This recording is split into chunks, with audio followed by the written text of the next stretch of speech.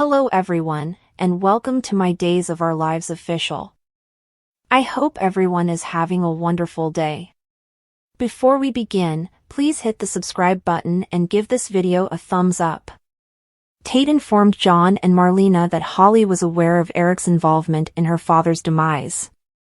Tate said that he was unaware that Holly had been kept in the dark and worried about how she would respond to this. John thought that Tate and he ought to let Eric know about Holly's newfound understanding. John listened as Tate described how he had learned about the accident by overhearing his mother and grandmother discussing it because he was unable to contact Eric on his phone. John thought Holly would overlook Tate's inadvertent revelation of Eric's true identity.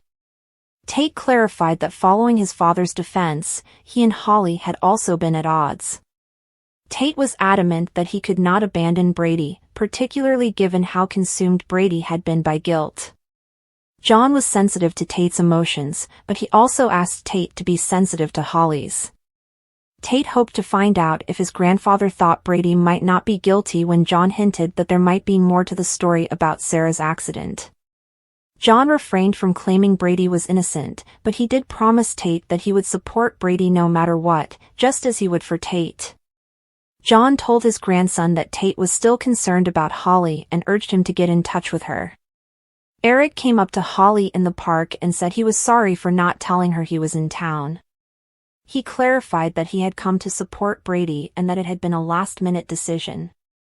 After what Eric had done, Holly angrily said that she had anticipated as much. Eric emphasized that he was simply offering his support because Brady was his brother, and he presumed Holly was upset because she felt he was standing up for Brady. Eric was confused when Holly retorted that he had another reason to feel sorry for Brady. When Holly revealed to Eric that she knew he had killed her father, he was taken aback. Eric expressed remorse for not being the one to come clean. Tate had told her, Holly said coldly, because he thought she already knew. When Eric told her that he had wanted to confess to her that night, she laughed, pointing out that he had had 17 years to reveal the truth and had failed to do so. In addition, Holly yelled at her mother for misleading her and referred to Nicole as a manipulator. Holly thought her mother had actually intended to protect Eric, despite Eric's insistence that Nicole was the one he had lied to shield her. She remembered Nicole saying the drunk driver was killed in the collision. Additionally, Holly related how Nicole's voice had warned her not to search up the specifics of her dad's passing online since doing so would only make her feel worse. Holly had assumed that because the driver had most likely been deceased, it made no difference.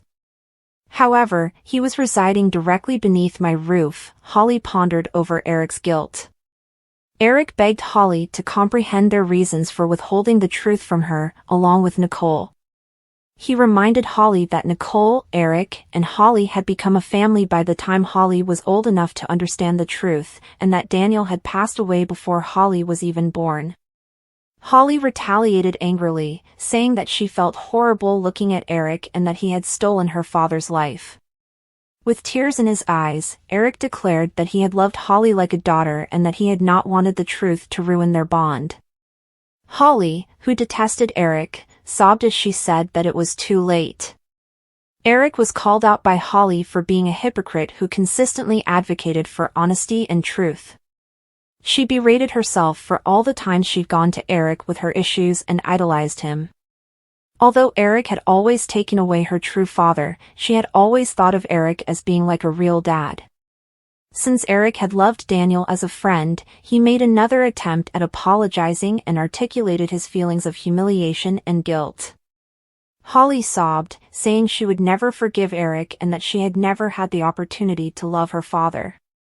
After Holly left, a distraught Eric recalled an earlier exchange with Sarah during which he had shared his concerns about Holly's potential reaction upon learning the truth. He took his phone out of the flashback and dialed Nicole. With regret, he told her that something had happened that she ought to be aware of. Justin told Brady at the police station that there wasn't enough evidence to support EJ's decision to withdraw the charges. Brady was incensed by the revelation and expressed his disappointment at not being held responsible for his conduct. Brady knew that Sarah and Xander would think the same thing. Brady later loitered outside the bar. Ava, who had expected Brady would be in jail, approached her and joked that she was speaking with a fugitive. Brady growled that he felt more at home in jail, where a confession had not been sufficient to keep him there. Brady told Ava about the charges being dropped, but she refused to believe that Justin had done anything more than his job. She made a suggestion that Brady ought to feel thankful that he was safe. Brady dismissed Ava's attempts to explain the situation away as an accident and persisted in his view that he ought to be imprisoned. Brady said that the disaster had begun because he had been drinking, and Ava took some of the blame because she had discovered Brady drinking and had not intervened to stop him. Brady bragged about how his frailty had caused him to make the biggest mistake of my life, but he believed that he could not have been stopped. Brady objected, saying they weren't even near, but Ava still felt she should have done more. Admittedly, Ava had tried to follow up with Brady the night they had gone out for drinks, but she had left after overhearing him talking to an accented woman. Brady had stated in the conversation that he would not operate a vehicle while intoxicated. Brady was wrong to assume that Ava had been listening in. Like the night Ava had found him, Brady wished he had decided not to drink and drive the night of the accident. He begged Ava to remain silent regarding his conversation with Fiona and reluctantly acknowledged having had a sexual relationship with Xander's mother. Despite her confusion, Ava decided to respect Brady's solitude. Brady walked home after she gave him her best wishes. After Brady got home, he informed Tate and John, who were relieved, about his release. At the Karakis' home below, Xander thanked Maggie for bringing his mother back to the mansion and into his life. After his mom moved to town, he marveled at the intimacy and trust he had been able to build with her, and he gave Sarah credit for bringing them back together. As Xander was about to praise Maggie for her influence in his life, Justin arrived. Xander referred to Justin as a traitor and that he would be present at Brady's arraignment to see him receive the justice he deserves. Justin notified Maggie and Xander that Brady was no longer facing prosecution. Justin pondered whether he ought to go to bed with one eye open after an enraged Xander walked upstairs to see how Sarah was doing. Maggie acknowledged that Xander was upset, but she was also a little happy that the charges had been withdrawn. The idea that Brady had driven while intoxicated and then fled the scene was still too much for her to accept. Brady had resisted being freed, Justin acknowledged, and he wasn't sure Brady would ever be able to forgive himself. Maggie was hesitant to forgive Brady as well, but she felt compelled to give it a shot because Brady was family. She asked out loud what Victor would make of his family's problems as she turned to face his image. Ava was working behind the bar when Justin later visited the pub. She gave him thanks for assisting Brady.